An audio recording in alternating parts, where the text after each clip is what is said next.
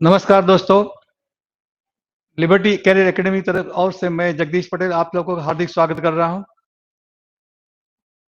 यहाँ आज हम जो डिस्कस करने वाले हैं वो बैंक की एग्जाम के लिए परसेंटेज का इंपॉर्टेंस क्या है और इसके प्रीवियस एग्जाम के क्वेश्चन हम सॉल्व करेंगे और सॉल्व करने में वहाँ शॉर्टकट कैसे होते हैं वो ही दिखाएंगे। अब इम्पोर्टेंट बात यह है कि परसेंटेज का चैप्टर जो है आपकी प्रिपरेशन में सबसे इम्पोर्टेंट चैप्टर है, क्योंकि परसेंटेज अगर अच्छा आए कमांड आएगा तो प्रॉफिट एंड लॉस में अच्छा कर पाओगे, सिंपल इंटरेस्ट में ठीक से कर पाओगे और कंपाउंड इंटरेस्ट ठीक से कर पाओगे, एलिगेशन मिक्स से ठीक कर पाओगे, मतलब इससे ठीक से हो जाएगा, अच्छा स्कोर हो जाएगा। परसेंटेज नहीं कर पाया, परसेंटेज को जो नहीं आता है तो आप ये एग्जाम में पास होना मुश्किल हो जाएगा, नहीं होगे ये कह भी सकते हैं, नहीं हो सकते। और सबसे इंपॉर्टेंट बात है बैंक के एग्जाम के लिए परसेंटेज का इंपॉर्टेंस सबसे ज्यादा क्यों है कि डेटा इंटरप्रिटेशन जो होता है इसके 10 क्वेश्चन होते हैं, 5-5 क्वेश्चन के 2 सेट होते हैं और 10 क्वेश्चन में से कम 5 से 6 क्वेश्चन परसेंटेज रिलेटेड होते हैं। मतलब परसेंटेज फाइंड आउट करने का कमांड आपके पास परफेक्ट होना जरूरी है। मतलब परसेंटेज निकालना है तो आपको मतलब स्पीडी कैसे होगा, एक्यूरेट कैसे होगा, विदाउट स्ट्रेस कैसे होगा, वो जरूरी है। तो एग्जाम तो कोई भी हो, हर एग्जाम में परसेंटेज इस मतलब राजा है, अगर परसेंटेज नहीं आए तो कुछ नहीं आएगा। तो दोस्तों परसेंटेज इसका इंपॉर्टेंस आप समझ लिया। परसेंटेज में कमांड अच्छा होना चाहिए तो ये टेबल आपको अच्छा होना चाहिए। जैसे कि 16 इंटीजर 2/3%,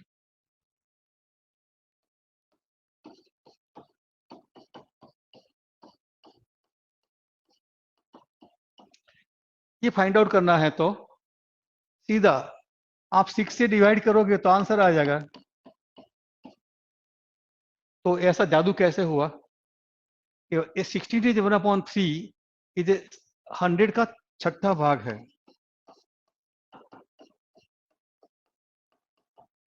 100 का छठा भाग करते हो तो ये होता है, तो मतलब जो नंबर है इसको 6 से डिवाइड कर लोगे तो सीधा आंसर आ जाएगा। जैसे कि 6 इंटीजर 1/4% ऑफ 163248 फाइंड आउट करना है तो बिल्कुल आसान है। इसे 16 से डिवाइड करोगे तो 10203, सीधा 1 सेकंड में आपका आंसर बनता है। तो आपका परसेंटेज में अच्छा कमांड होगा, ये टेबल अच्छा आएगा तो आपको परसेंटेज फाइंड आउट करने में कोई दिक्कत नहीं होगी। इसके अलावा समझ लीजिए कि आपको 61% फाइंड आउट करना है।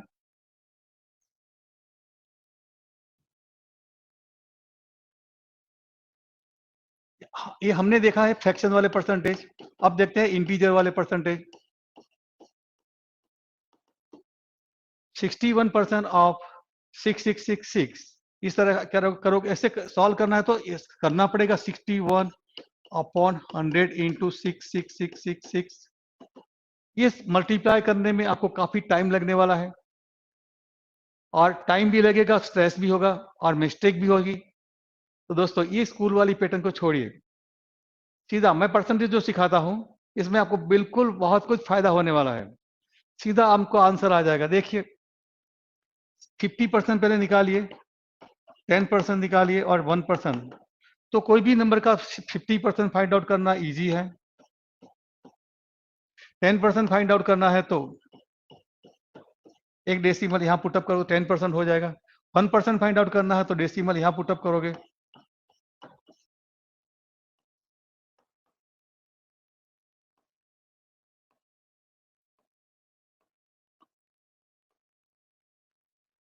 तो दोस्तों ये आपका आंसर हो गया।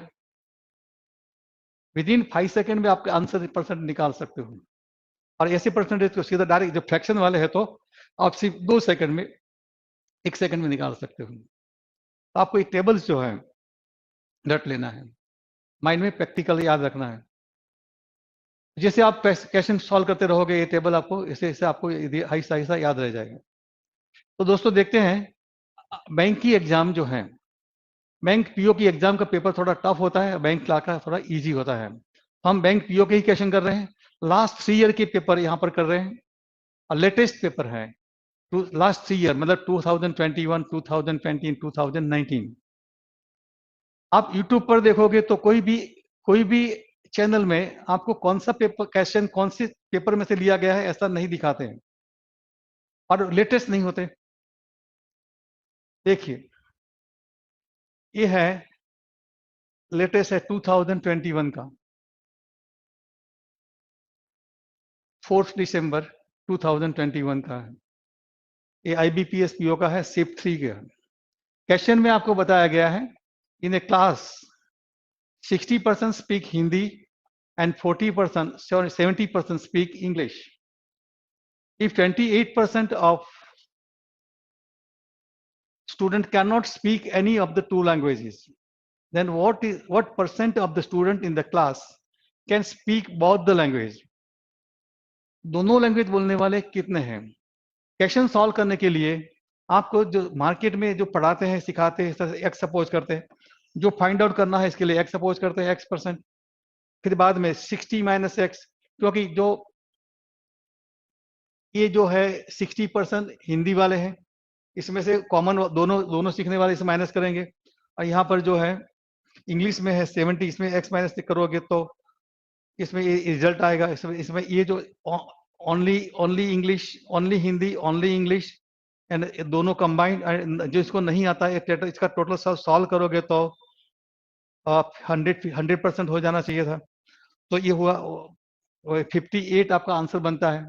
ये सब करने की जरूरत नहीं। ये क्वेश्चन को सिंपली मैं जो बोलता हूं तो भी आप समझ पाओगे। देखिए 60% लोग हिंदी बोलते हैं, 70% लोग इंग्लिश बोलते हैं एंड 28 मतलब बिल्कुल कोई लैंग्वेज बोलते ही नहीं है। इसका टोटल करते हो तो 150 हो गया। तो परसेंटेज देखा जाए तो 100% होना चाहिए था, 100% होना चाहिए था। तो मतलब क्या हुआ, यहाँ 158 हो गए, तो 58 कैसे होंगे? दोनों बोलते होंगे, तो आपका 100 निकाल देते हो तो आपका आंसर बन जाता है 58%। ये आंसर बन गया 58। फिर से रिपीट कर रहा हूं, 60% वाले हिंदी, 70% वाले इंग्लिश एंड 28 लोग वो दोनों में से कोई भी इंग्लिश नहीं बोलते, कोई लैंग्वेज नहीं बोलते। इसका टोटल करते हो तो 158 हो जाता है।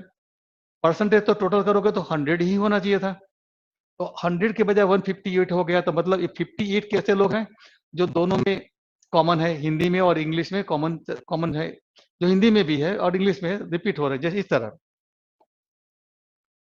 ये हिंदी वाले हैं और ये इंग्लिश वाले हैं। तो ये हिंदी इंग्लिश दोनों कंबाइंड वाले हो 58 हो गए। तो 60, ये तो टोटल 60 माइनस 58 करोगे, यहाँ 70 माइनस 58 करोगे और फिर 28 करोगे, तो टोटल 100 होना चाहिए था। तो दोस्तों ये बिल्कुल इजी क्वेश्चन है, इसे एक्स सपोज करते हो तो लेंथी हो जाता है। चलिए नेक्स्ट क्वेश्चन देखते हैं। In a school out of 900 student, 85% of the girls and 70% of the boys pass, मतलब 85% पास हो गई गर्ल्स एंड 70% बॉयज पास हो गए। और how many boys appeared in the examination if the pass percent of the school was 80%? मतलब जो boys पास हुए हैं एंड जो गर्ल्स पास हुई है, ये दोनों का टोटल निकालते हो तो एवरेज होता है 80%। तो क्वेश्चन सॉल्व करने का ये जो तरीका है वो लेंदी है। नंबर ऑफ बॉयज है x and number of girls है y, इस तरह तो x plus Y is equal 900 हो जाएगा, and 70% of x and 85% of y is equal 80% of 900। ये जो सॉल्व करते हो तो इसका रिजल्ट निकलेगा। फिर x की दो इक्वेशन आएगी, एक इक्वेशन ये हो गई, दूसरी इक्वेशन ये हुई। दो इक्वेशन सॉल्व करते हो तो आपको x एंड y की वैल्यू फाइंड आउट कर सकते हो। दोस्तों बहुत लेंथी है, टाइम कंज्यूमिंग है एंड आपको कैलकुलेशन में मिस्टेक भी हो सकती है। और स्ट्रेस भी होना है। तो इसको सॉल्व करना है तो देखिए, एक चैप्टर है तो परसेंटेज का, मगर आपकी प्रिपरेशन में एक चैप्टर आता है एलिगेशन और मिक्सर। एलिगेशन मिक्सर में क्या होता है, एक सस्ती चीज होती है, दूसरी महंगी होती है। एक सस्ता रेट, महंगा रेट और एवरेज रेट दिया होता है। इसके हिसाब से इन दोनों की क्वांटिटी कितनी है आप पता कर सकते हो। यहां पर देखिए, गर्ल्स कितनी है 85 और बॉयज कितने हैं 70, एंड इन दोनों का एवरेज निकालते हो तो कितना हो जाता है 80। दोनों का एवरेज निकालते हो तो 80। तो दोस्तों यहाँ एलिगेशन मिक्सर का मेथड है, 80 माइनस 70 करते हो तो 10 एंड 85 माइनस 80 करते हो तो 5। ये दोनों का रेशियो हुआ 2:1। मतलब 3 स्टूडेंट होंगे तो ये गर्ल्स कितनी होगी 2 एंड बॉय कितने होंगे 1। आउट ऑफ 3 में से 2 गर्ल्स एंड 1 बॉय है। तो यहाँ पर एक्चुअल कितने हैं 900 स्टूडेंट है। तो 3 का 900 हो गया, कैसे, इसको 300 से मल्टीप्लाई किया तो यहाँ पर इसको 300 से मल्टीप्लाई करोगे तो 600 गर्ल्स एंड 300 बॉयज, टोटल 900 हो गया। आपको फाइंड आउट करना था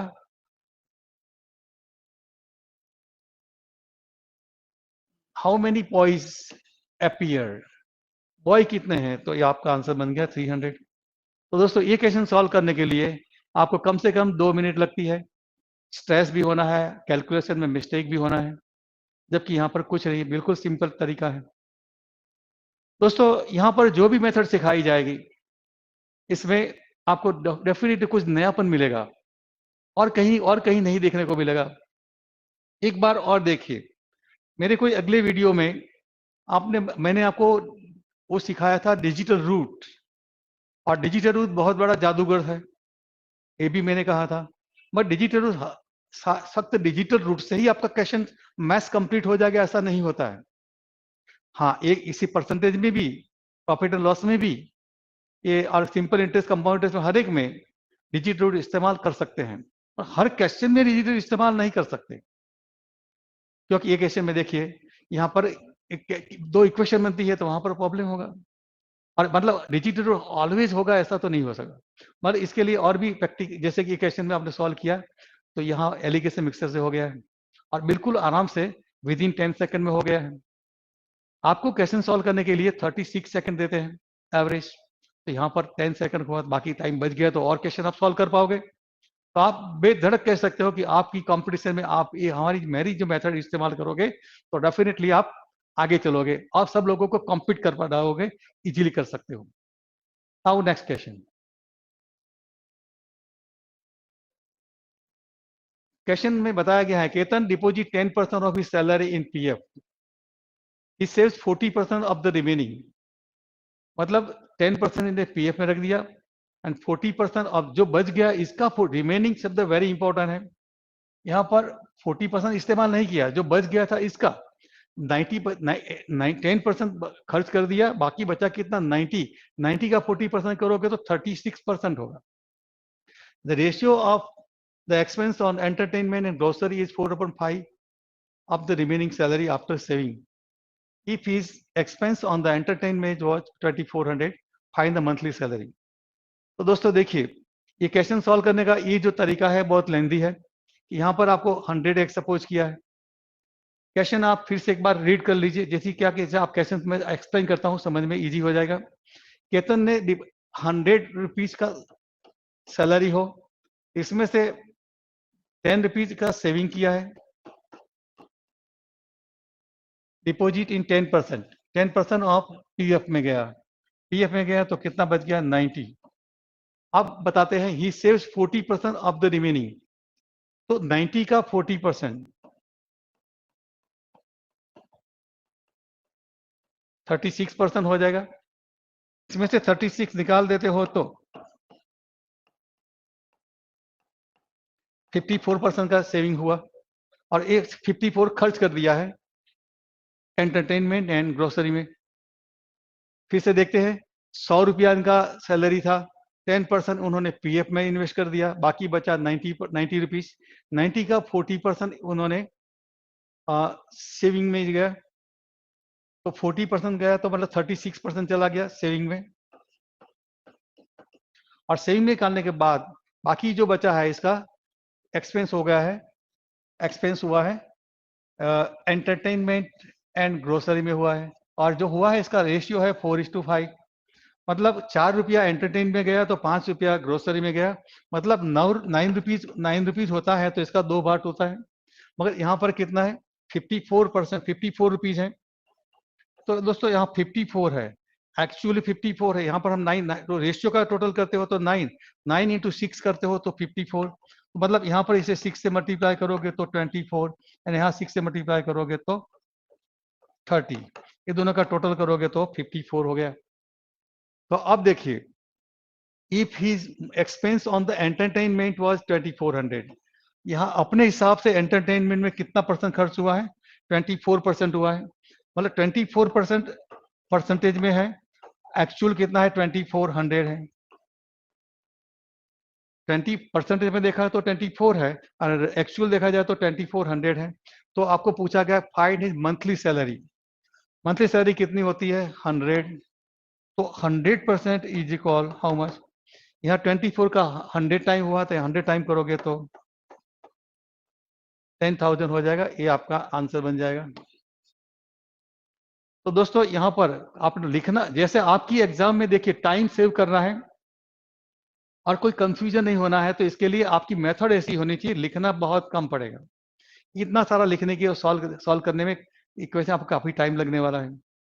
तो बेटर है कि यहाँ 100 रुपया हुआ सैलरी, 10 रुपया पीएफ में गया, 90 बच गया, 90 का 40% खर्च हो गया सेविंग में।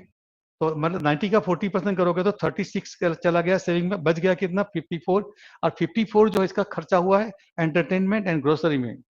तो देखिए यहाँ पर रेशियो दिया है 4:5। तो यहाँ पर 9 रुपया खर्च करोगे, इसका 4 रुपया यहाँ पर, 5 रुपया यहाँ पर। एक्चुअल तो यहाँ पर कितना 54 खर्चा हुआ है, तो 9 इंटू 6 करते हो तो 54 हो जाता है। यहाँ 6 से मल्टीप्लाई करो, यहाँ 6 से मल्टीप्लाई करोगे तो एंटरटेनमेंट 24 रुपीज का खर्चा हुआ है। एक्चुअल खर्चा हुआ है 2400, 24 के बजाय 2400। तो आपका मंथली सैलरी कितना है 100% है, तो 100 इक्वल हाउ मच, तो 10,000 हो जाएगा। तो चलो दोस्तों अब नया क्वेश्चन देखते हैं।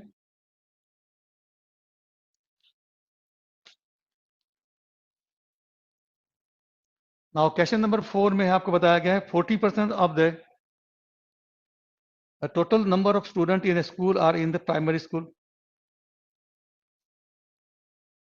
मतलब आप 100 सपोज करते हो, ये जो देखिए यहाँ पर आपको x सपोज किया है तो क्वेश्चन लेंदी हो जाता है। जहां भी x सपोज करोगे तो क्वेश्चन लेंदी हो जाएगा। अगर हम 100 सपोज करते हैं तो देखिए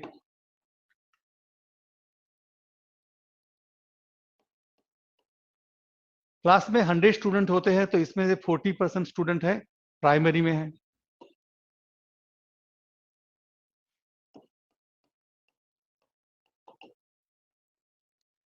एंड 1/5 ऑफ द रिमेनिंग, तो मतलब कितना हुआ 60। 60 का 1/5 क्या होगा 12। और 1/5 of the remaining student in secondary classes, secondary में है। And the remaining 1200 are in higher secondary. तो मतलब ये 60 थे, इसमें से 12 निकल जाएंगे, 60 माइनस 12 करोगे तो 48 हो जाएगी। 48 जो है वो हायर सेकेंडरी में है। तो आपको बताया गया है what is the total number of student in the school. यहाँ पर देखिए 40 हमारे हिसाब से 48 होते हैं हायर सेकेंडरी में, तो एक्चुअल कितने हैं 1200 है। तो आपको फाइंड आउट करना है what is the total number of student in the school. Total मतलब कितने 100% कितने होंगे 48% इज इक्वल 1200। तो 100 इज इक्वल कितना होता है 2500 हो जाएगा। इस तरह की सिचुएशन में भी दोस्तों ध्यान रखिए, हम स्कूल में से हमारी आदत हो गई है 1200 multiply by 100 and divided by 48। जब हमें इस तरह की सॉल्व इस स्कूल में ही बारंबार सिखाया गया है इस तरह लिखते हैं तो ही हमें संतोष होता है और ये आदत बदल रही है, ये जरूरी नहीं है। देखिए बहुत सारे इसे बोलते हैं क्रॉस मल्टीप्लिकेशन, और क्रॉस मल्टीप्लिकेशन में बहुत सारे क्रॉस मल्टीप्लिकेशन में तो बहुत इजी भी होता है। जैसे कि यहाँ पर इजी था, ये 48 है, 48 का 1/4 कितना होता है? 12। 1/4 हो गया, इसका फिर 2 जीरो लग गए हैं।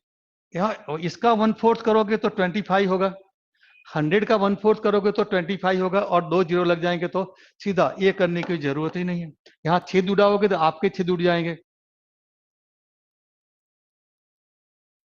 चलिए दोस्तों नेक्स्ट क्वेश्चन देखते हैं। क्वेश्चन बड़ा ध्यान से रीड कर लीजिए।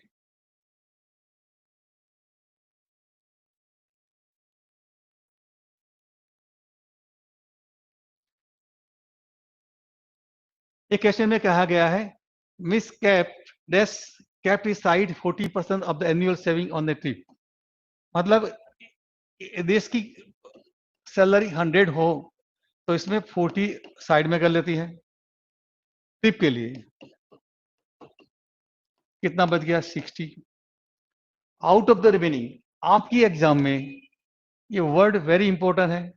जो बचता है इसका रिमेनिंग, मतलब जो बचेगा इसका, 100 में से 40 निकालने के बाद 60 बच गया, और 60% जो बचा है इसमें से she gave 30% to her son, 20% to her mother and invested 15% in scheme.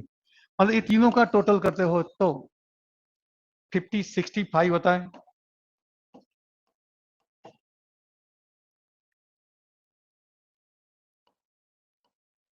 65% खर्च कर दिया। Eight the and she is left with 4200। मतलब 60 का 65% खर्च हो गया, तो 39% खर्च हो गया।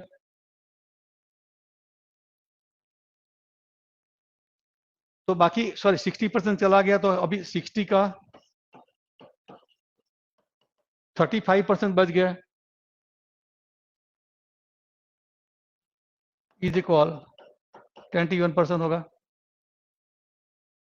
तो अब क्या है देखिए, अब हमारे हिसाब से ये तो सॉल्व नहीं करोगे तो भी चलेगा, क्योंकि 65% चला गया तो बाकी बचा कितना? 35%।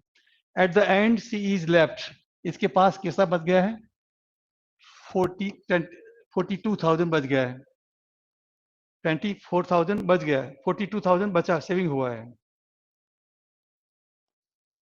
तो यहां पर देखिए 60 था, इसमें से 20 एक 60 का 60 बचा था, इसमें 35% चला गया, 21%। तो 21% इज इक्वल 42,000। तो 100%, क्योंकि आपको फाइंड आउट करना है व्हाट इज एनुअल सेविंग। इसका सेविंग कितना था? 100। इस सेविंग में से इतना खर्च किया था 40%। सेविंग शुरुआत में था 100, इसमें से 40% टिप में चला गया, बाकी बच गया 60। 60 60 बचा, 60 का 65%, मतलब ये तीनों को खर्च कर दिया, बाकी बच गया कितना? 35%। 60 का 35% करोगे तो 21%। 21% इज इक्वल, ए परसेंटेज में गिनोगे तो 21% है, एक्चुअल एक्चुअल देखा जाए तो 42% है। तो आपको फाइंड आउट करना था इसका एनुअल सेविंग, मतलब 100% इज इक्वल व्हाट। यहाँ पर भी देखोगे आप, बहुत इजी है। यहाँ पर ऐसे स्कूल की मेथड से लिखना जरूरी नहीं है, और 21 से डिवाइड करोगे, छोड़िए ये जरूरी नहीं है, सीधा 21 का डबल हो गया 42। 21 का डबल हो गया 42, तो 100 का डबल करोगे तो 200 हो जाएगा, और फिर इसमें 3 जीरो लग गए थे, यहाँ 3 जीरो लग जाएंगे, तो ये 2 लाख रुपया आपका आंसर हो जाएगा।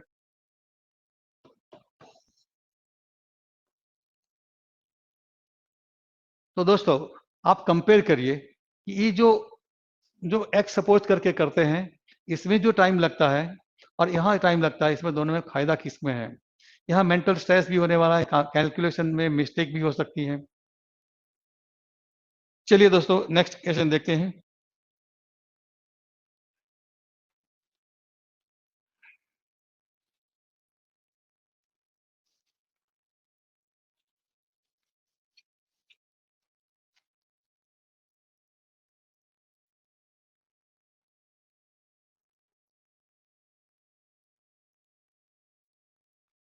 ये क्वेश्चन में आपको बताया गया है Ram and Shyam save 30% and 44% of their monthly income.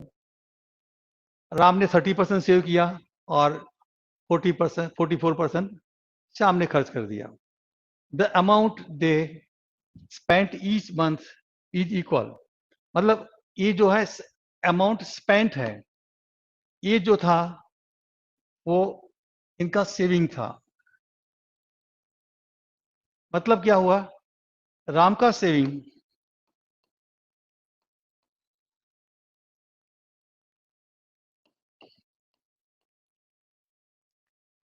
Saving 30 हुआ तो इसने खर्च कितना किया, 100 माइनस 30 इज इक्वल 70। राम ने 30% सेविंग किया तो खर्चा कितना किया, 70%। तो इसने अब श्याम ने कितना किया है, 44% का सेविंग किया तो इन्हें खर्च किया है 56%। तो अब ये जो है इनका जो स्पेंड किया है, जो खर्च किया है वो इक्वल है, तो इसलिए आप यहां पर इज इक्वल लिख सकते हो। दोस्तों कंपेयर करिएगा, ये क्वेश्चन का सॉल्यूशन जो है कितना लेंथी है, कितना टाइम कंज्यूमिंग है, कितना स्ट्रेस होने वाला है।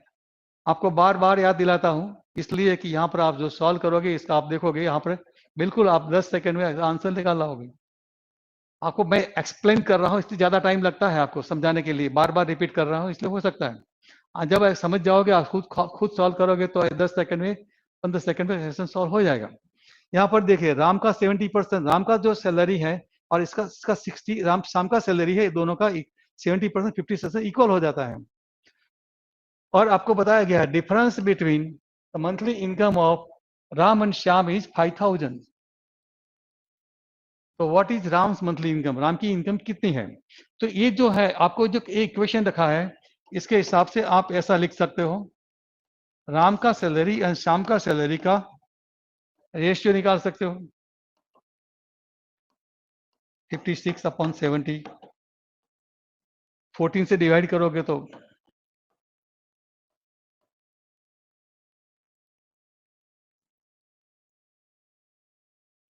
4/10 हो जाएगा, 4/5 होगा, सॉरी 14 5 है।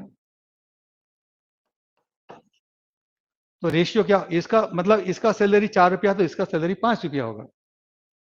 तो मतलब क्या हुआ कि यहाँ पर ये है 4x और ये 5x, ये दोनों का सैलरी का डिफरेंस कितना होगा, 5x minus 4x is equal x।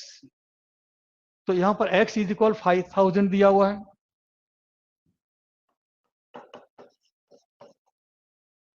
तो आपको फाइंड आउट करना है व्हाट इज राम की सैलरी। राम की सैलरी कितनी है, 4x, 4x इज इक्वल 20,000। ये आपका आंसर बनेगा। आप कंपेयर करिए, ये जो मार्केट में आपको सॉल्यूशन दिखाया जाता है और एक्स सपोज करके वो कितना लेंथी होता है, जबकि यहाँ पर बिल्कुल सही रेशियो, हमने यहाँ पर रेशियो का फायदा उठाया है। इनका सैलरी और राम और श्याम का सैलरी का रेशियो फाइंड आउट किया है 4/5, और इसका डिफरेंस कितना है एक्स, 4x ने 5x का डिफरेंस कितना है एक्स, एक्स इज इक्वल 5000। तो राम का सैलरी 4x है, तो 4x इज इक्वल, बहुत इजी हो गया है। दोस्तों आप कंपेयर करिएगा, सोचिएगा कि आपको यहाँ पर जो सिखाया जाता है और कहीं आप यूट्यूब पर कहीं भी देखोगे इतना इससे और इजी कोई नहीं कर सकता। चलिए देखते हैं next question.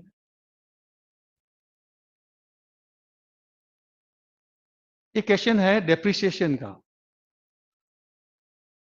Value of A car depreciate by 15% each year. For a car purchased in 2016 for 2,40,000 में अमुक चीज खरीदी है car, what will be the value of the car at the end of 2 year। मतलब इक्वेशन सॉल्व करने के लिए देखिए यहाँ पर आपकी शुरुआत की कीमत 2,40,000 है, फिर इसमें 15% कटेगा, जो बचेगा सब 15% और कटेगा। तो 2 बार आपको परसेंटेज फाइंड आउट करना है, 2 बार माइनस भी करना पड़ेगा। अगर इसमें कोई गलती होगी तो आंसर गलत भी आएगा। या तो ये जो है कंपाउंड इंटरेस्ट के हिसाब से गिनते हो तो A is equal p into bracket 1 minus r upon 100 raise to t करोगे, इस जगह इसे सॉल्व करने में कम से कम 2 मिनट लगने वाला है। इसे सॉल्व करने की जरूरत है, इसे मतलब इसे 20 से डिवाइड करोगे फिर 17 से मल्टीप्लाई करोगे, 17 का मल्टीप्लाई करोगे तो डेफिनेटली आपको स्ट्रेस होने वाला है। ये क्वेश्चन सॉल्व करने के लिए देखिए डिजिटल रूल का इस्तेमाल करते हैं, विद इन 10 सेकंड में आपका आंसर बन जाएगा। विद इन 10 सेकंड में करने वाला ऐसा आपको कहीं भी नहीं मिलेगा जो यहां पर हो रहा है। वो कैसे, देखिए यहां पर देखिए 24,000 2,40,000 इसकी गाड़ी की कीमत है। 15% डेप्रिशिएट हो गया एक साल के बाद, तो इसकी वैल्यू कितनी हो जाएगी, 85% हो जाएगी। और फिर इसकी जो नेक्स्ट ईयर इसका भी 85% कम हो जाएगा, 85% हो जाएगा, 50% कम हो तो 85% हो जाएगा। तो दोस्तों बस इसका डी आर निकालिए, इसका डी आर होता है 6, इसका डी आर होता है 4 और इसका डी आर होता है 4। ये दोनों को मल्टीप्लाई करते हो तो 6 इंटू 4 का क्या होता है 24, 24 का डी आर कितना बनता है 6, ये 6 इंटू 4 करते हो तो 24 का डी आर कितना होगा 6, मतलब 6 इंटू 4 करते हो तो इसका डी आर 6 बनेगा। तो यहां पर आपका आंसर जो होगा वो 6 डी आर वाला होना चाहिए। तो यहां पर इसका टोटल करते हो तो 15 का होता है 6, यहाँ पर देखिए ये 9 चला गया, 7 + 2 9 चला गया तो इसका भी 6 होता है। यहाँ पर दो डी आर सेम आते हैं। यहाँ पर इसका डी आर होता है 12 = 3, इसका डी आर होता है 3 और इसका डी आर इसका डी आर होता है 2। मतलब ये आंसर तो गलत है ही है।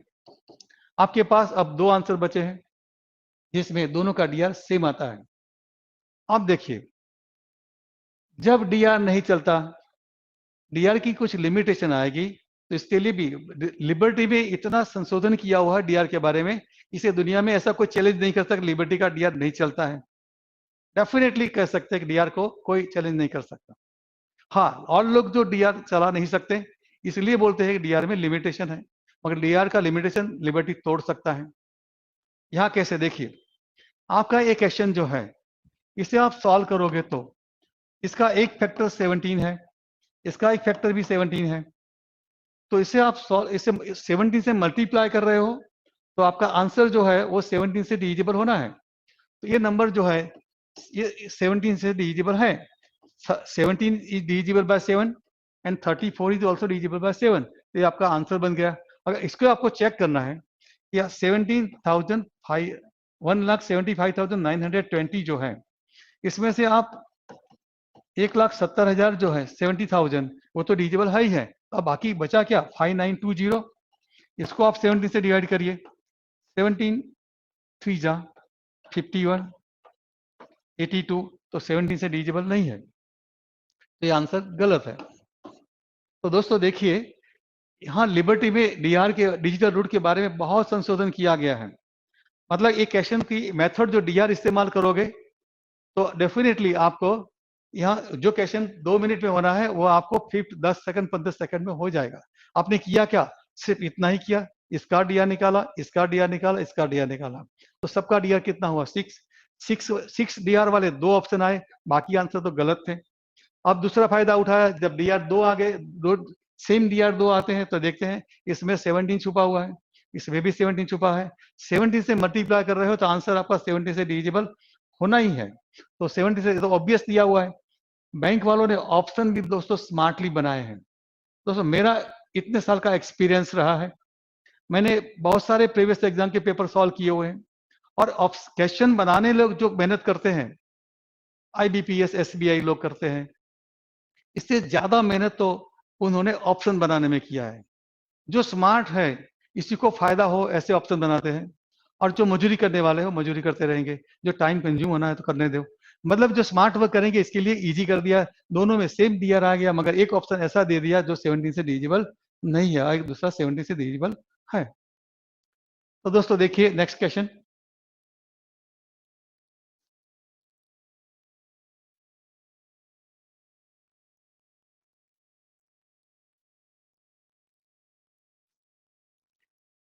ये क्वेश्चन में देखिए सीमा है ₹X, सीमा के पास कितना रुपया है आपको पता नहीं है, तो हम सपोज कर लेते हैं कि सीमा के पास 100 रुपीज है, 60% of which she kept aside for vacation, मतलब 60% उन्होंने वेकेशन में खर्च करने के लिए रखा है। तो बाकी कितना बच गया? 40%। एंड द रिमेनिंग, मतलब रिमेनिंग कितना होता है? 40। 100 में 60 निकाला गया, बाकी बच गया कितना? 40। 40 का she distribute among her brother, दो भाई है A and B, in the ratio 2:3। मतलब यहाँ पर इसको ए में ए और बी को दोनों देंगे, ए को 2 रुपया देंगे तो बी को 3 रुपया देंगे, तो टोटल कितना होगा? 5 रुपीज। अगर 5 के बजाय यहाँ पर कितना है? 40 है। 5 के बजाय कितना है? 40 है। तो यहाँ 8 करो तो 16 होगा, 8 3 8 करोगे तो 24 होगा। ये दोनों का टोटल 40 हो जाता है। अब देखिए, अब इसमें आगे बताया गया है the difference between amount received by A and the amount Seema kept aside for vacation. A ने कितना रिसीव किया? 16, और वेकेशन के लिए कितना? 60। 60 एंड 16 का डिफरेंस दिया हुआ है आपको। इफ द डिफरेंस दिया है किसका? ए को जो मिला है, और वेकेशन में जो वेकेशन के लिए साइड में रखा गया है, इसका डिफरेंस दिया है 17600। तो दोस्तों यहाँ पर देखिए, 60 माइनस 16 इज इक्वल 44 होता है, एंड 44% इज इक्वल 17600। तो यहाँ पर आपको फाइंड आउट करना था what is the value of x, मतलब क्या 100 कितना होता है। यहाँ पर देखिए, यहाँ पर स्कूल में हम तो आदत से मजबूर है 17600 मल्टीप्लाई बाय 100 डिवाइड बाय 44 लिखेंगे, बाद में इसे 4 से डिवाइड करेंगे, इसको 4 से डिवाइड करेंगे, फिर इसका 11 बचेगा, 11 से डिवाइड करेंगे और शहीद हो जाएंगे। दोस्तों गलत है, ये नहीं करना है। सिंपल लॉजिक है। यहाँ पर डीआर भी कर सकते हो, या तो इसका 4 गुना हुआ है 44 इंटू 4, मतलब ये होता है, तो इसका 4 गुना करोगे, और फिर बाद में क्या 2 जीरो लग गए हैं, 4 गुना किया मतलब 400 गुना किया है, इसको 400 गुना करोगे तो आपका आंसर बन जाएगा 40,000।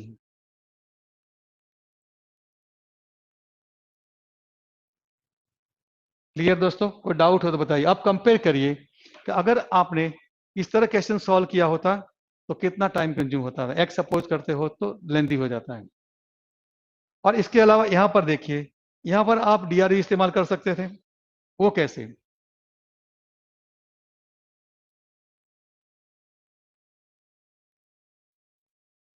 %44 is equal 1760,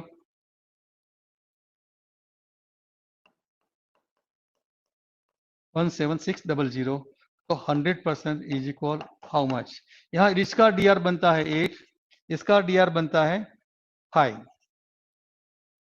14, 7 1 + 7 + 6 is equal 14, 14 is equal 1 + 4 is equal 5। अब देखिए यहाँ पर डीआर बनता है 1। ये जो है क्रॉस मल्टीप्लिकेशन, हिंदी में बोलते हैं 83। मतलब क्या होता है? इसका वैल्यू होता है value of cross multiplication remain same, value of cross multiplication remain same.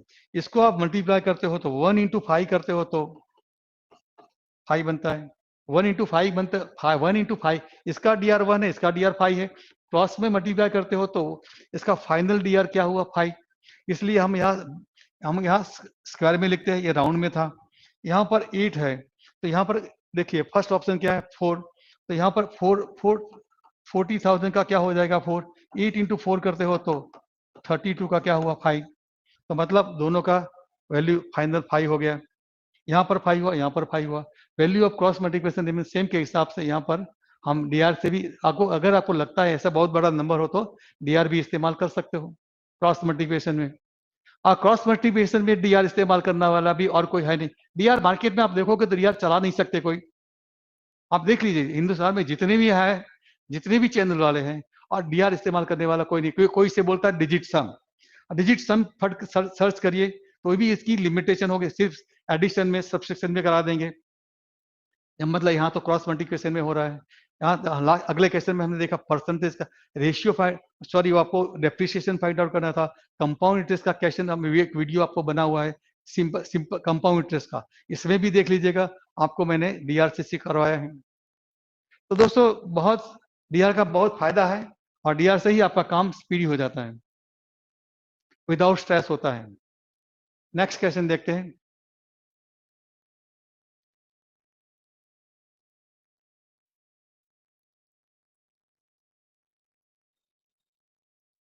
Question आप ठीक से देख ली, रीड कर लीजिए, जिससे आपको समझने में दुविधा ना हो।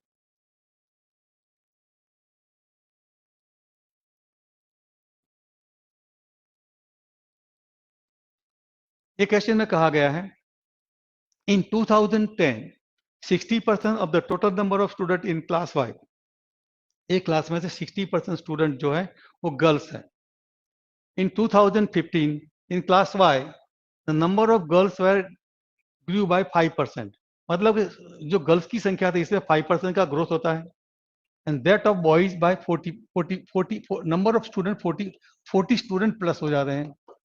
यहाँ पर परसेंटेज में दिया हुआ है, यहाँ पर स्टूडेंट नंबर ऑफ स्टूडेंट दिया गया है, तो यहाँ पर परेशानी होगी, और इसीलिए क्वेश्चन आपको सॉल्व करना है तो इस तरह ही करना पड़ेगा।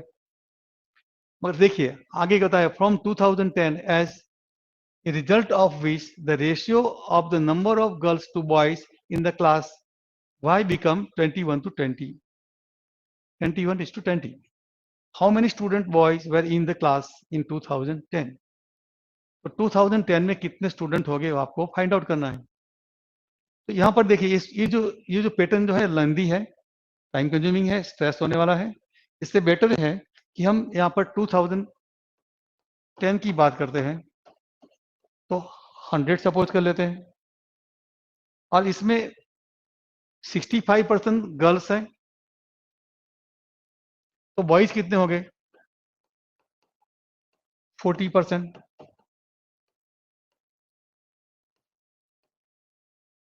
तो मतलब इनका रेशियो क्या हुआ 3:2x।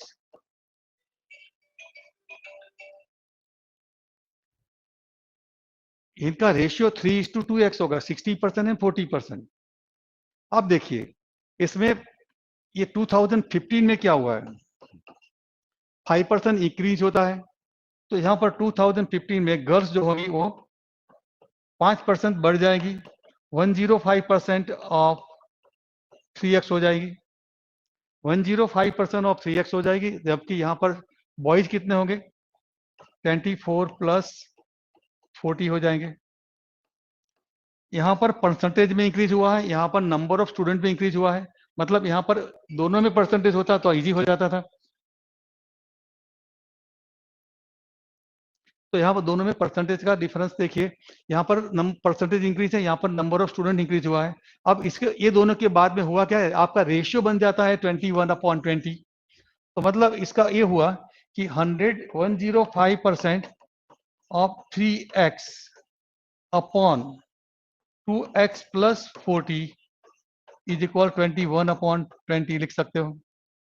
अब देखिए 105% है, तो परसेंटेज का ये हम निकाल देते हैं, तो नीचे क्या आ जाएगा 100 आ जाएगा, ये चला गया, परसेंटेज की साइन चली जाएगी।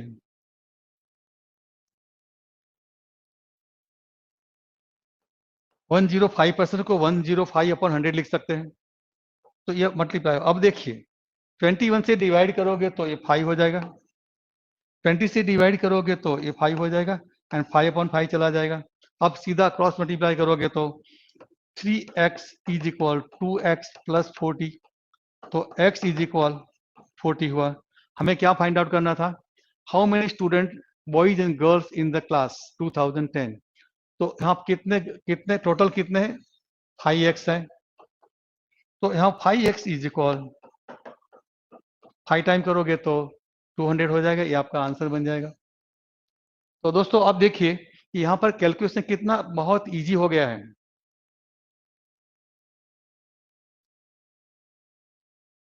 इसका कारण एक ही है कि यहाँ पर हमने x सपोज नहीं किया था, यहाँ पर हमने सपोज यहाँ पर जो कैलकुलेशन है वो तो कुछ अलग तरीके से है और लेंदी है, जबकि यहाँ पर फिर से रिपीट करता हूँ, 2010 में 60% गर्ल्स थी एंड 40% बॉयज थे, मतलब इनका रेशियो 3x:2x था।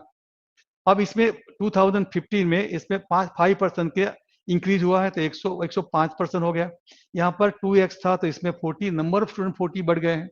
तो यहाँ पर इन दोनों का रेशियो करोगे तो 105% of 3x upon 2x plus 40 is equal 21/20 होगा। मगर 105% था तो इसके नीचे परसेंटेज की साइन के हिसाब से नीचे 100 आएगा।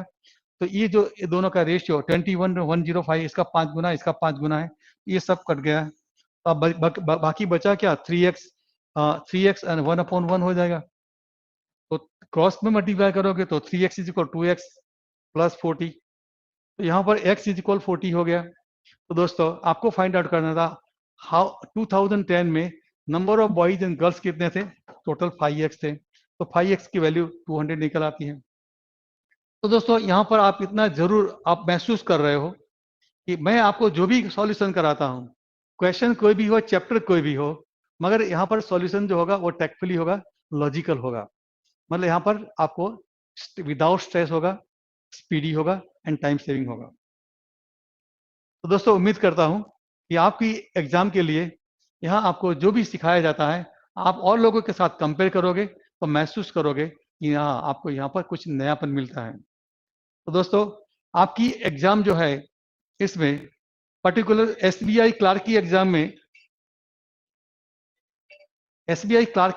में लास्ट आईबीपीएस की एग्जाम में लास्ट में देखिए 10 क्वेश्चन सिंप्लीफिकेशन के पूछे गए थे। 10 क्वेश्चन आउट ऑफ 35 में से 10 क्वेश्चन, तो मतलब कितना हुआ, 28% हुआ। 28% का पेपर आपका सिंप्लीफिकेशन के आधार से। तो मतलब नेक्स्ट टाइम जो मैं आपको ऐसा वीडियो बना के लाऊंगा जो सिंप्लीफिकेशन के बारे में है और जिसमें आपको डिजिटल रूट का और बहुत कुछ फायदा मिलेगा और क्वेश्चन आपको आसानी से हो जाएंगे, आप ये भी देख महसूस करोगे। तो उम्मीद करता हूँ आपको मेरा वीडियो पसंद आया हो, तो आप इसे सोचिएगा कि लिबर्टी में कोचिंग लेना जरूरी है या नहीं, क्योंकि आपकी कॉम्पिटिटिव एग्जाम जो हो, कोई भी कंपटीशन में ट्रेनिंग इज मस्ट। बिना ट्रेनिंग कोई, जैसे कि पीटी उषा की बात करो या तो विराट कोहली की बात करो, सचिन तेंदुलकर की बात करो, कोई भी है पूरे इंडिया में कहीं भी हो जहां आपको कम्पीट करना है, सबसे आगे रहना है, तो जो कुछ आपको कितना भी आता है इसमें कुछ कमी है और वो कमी कम्पीट करने के लिए कोचिंग जरूरी होता है। और वो कम्पीट कर लेते हो तो आप में कुछ दम है और कोचिंग में दम है, दोनों में दम है तो आप जीत जाओगे। अगर आप में दम नहीं है तो कोचिंग में कोई फायदा नहीं है। मगर हाँ जरूर आप में हिम्मत है, काम करने के लिए तैयार हूं, तो आपको आपको जो आता है वो जरूरी नहीं है, स्कूल की मेथड तो काम की नहीं है।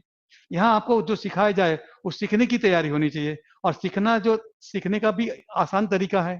तो आपको इतना महसूस करा रहे हो कि आपको जो सीखने के लिए भी बहुत ईजी है, लॉन्ग लॉन्ग मेथड्स ही आप कंटाल जाते हो और इससे आपका टाइम कंज्यूम होता है, आपका कॉन्फिडेंस टूट जाता है, जबकि यहाँ पर आपका कॉन्फिडेंस बनने वाला है। जैसे जैसे शॉर्टकट सीखते रहोगे ऐसे ऐसे आपकी कॉन्फिडेंस मजबूत होता जाएगा, मतलब पास होने का स्कोप बढ़ता रहता है।